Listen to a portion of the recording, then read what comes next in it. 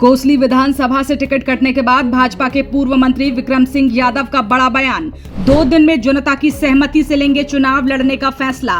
कोसली से भाजपा के विधायक लक्ष्मण सिंह यादव पर कसा तंज। कहा, कोसली में करवाया विकास तो फिर टिकट क्यों मिला है रेवाड़ी से। कहा, लक्ष्मण सिंह मेरे सामने लड़े चुनाव, कोसली से होगी जमानत जब्त। मैं इनके साथ खड़ा हूं, मेरी ताकत ये मेरा परिवार है। जनता के बीच में जब काम गिनवाता है तो उनको वो हजम नहीं होते और वो किसी ना किसी षड्यंत्र के तहत उनको वहां से वंचित करवा देते हैं। मैंने उनको विश्वास दिलाया कि पार्टी के शीर्ष नेतृत्व मैंने आपकी बात को पहले भी पहुंचाया है। पूर्व मंत्री विक्रम सिंह यादव ने पत्रकारों के सवालों के जवाब देते हुए कहा, इन्होंने सरकार में रहते हुए 2014 से 19 तक जो विकास कार्य करवाए उनमें से अधिकांश का उद्घाटन तक यहाँ के विधायक नहीं करवा सके। अगर उन्होंने विकास करवाया होता तो फिर उन्हें रेवाड़ी से टिकट क्यों मिलता। उन्होंने कोसली विधायक का नाम लिए बिना बोला कि वो कोसली से मेरे सामने चुनाव लड़कर दिखा दें, जमानत जब्त हो जाएगी। उन्होंने कोसली में किए अपने विकास कार्यों को गिनवाया और एक बार फिर से बिना किसी का नाम लिए कहा, गलत टिकट वितरण व्यक्ति विशेष के दबाव में किया गया था, पार्टी ने खुद किया। इसका जवाब शीर्ष नेतृत्व ही दे सकता है। कांग्रेस पर भी निशाना साधते हुए उन्होंने कहा कि कोसली का आरओबी कांग्रेस के शासन में बना और 3 साल में जर्जर हो गया। उसका खामियाजा यहाँ के व्यापारियों और जनता को भुगतना पड़ रहा है। उन्होंने कहा कि नामांकन की अंतिम तारीख 12 सितंबर को है, लेकिन उससे पहले यहाँ की जनता इनके लिए चुनाव लड़ने या न लड़ने का जो भी फैसला लेगी इन्हें मंजूर है। इस मौके पर सैकड़ों युवाओं और हजारों समर्थकों ने पूर्व मंत्री का फूल मालाओं से स्वागत किया।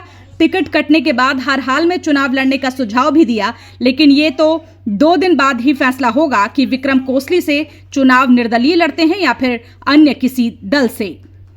विधानसभा पार्टी संगठन के अनुसार 4 मंडलों में बटी हुई है और राजनीतिक दृष्टि से 3 खंडों में बटी हुई है और तीनों खंडों की अलग अलग से हमें अपने सम्मानित साथियों से मीटिंग कर ली थी।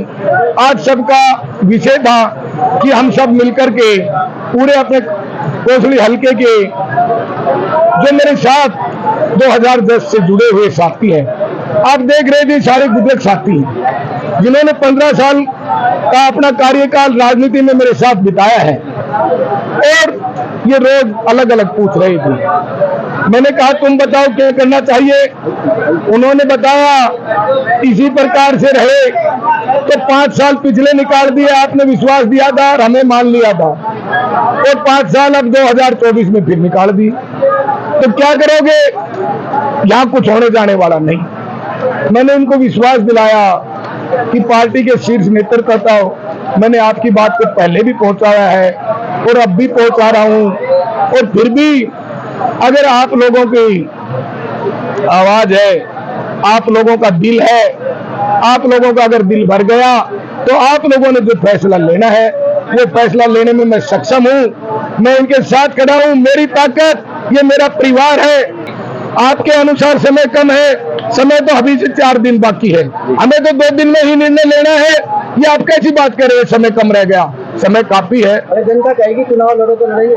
हाँ, जनता के ऊपर, जनता जो कहेगी मैं उनके साथ हूँ। साहब, कारण क्या मानते हैं कि जो टिकटों की जो ये इस तरीके से जो वितरण किया गया और विरोध किस हर तरफ से दिखाई दे रहा है। मैं समझता हूँ राजनीतिक क्षेत्र में जो अपर लेवल की राजनीति करते हैं वो जब कोई गरीब घर से किसान का बेटा उठ करके विधानसभा पहुंचता है और वो मेहनत करके जनता के बीच में जब काम गिनवाता है तो उनको वो हजम नहीं होते और वो किसी ना किसी षड्यंत्र के तहत उनको वहां से वंचित करवा देते हैं और फिर जनता के अंदर वो 5 साल फिर घूमता रहे। उसके पास कोई दायित्व नहीं होता, ना हमारे लोगों के कोई काम हो पाते हैं और इस प्रकार के आदमी को दायित्व दिया जाता है जिसको हम उम्मीद करके उनके साथ कंधे से कंधा लगा के चलते हैं तो वो काम की पोजीशनों में इसलिए रुकवा देते हैं।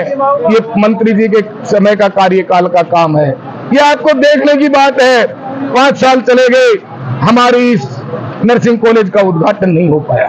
5 साल चले गए, यातायात की ग्रामीण क्षेत्र है कोसली हल्का, इसके अंदर कमी है तो हमें एक सब डिपो बनवाया रोडवेज का, इन्होंने इसका उद्घाटन नहीं किया।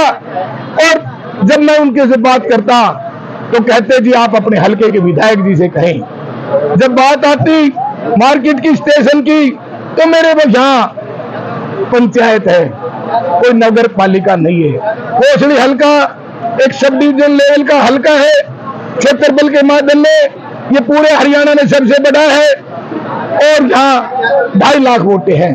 लेकिन यहाँ का व्यापारी वर्ग गांव से आता है, छोटे किसान का बेटा जब गांव स्टेशन पे आके दुकान खोल रहा है तो अपनी दिन भर की अपना कार्य करके और केवल मात्र वो घर चलाने के लिए अपनी मजदूरी करके जाता है, मैं समझता हूँ। हमारा तो विषय ने एक व्यक्ति विशेष के सामने घुटने टेक दिए, कार्यकर्ता को टिकट नहीं मिली।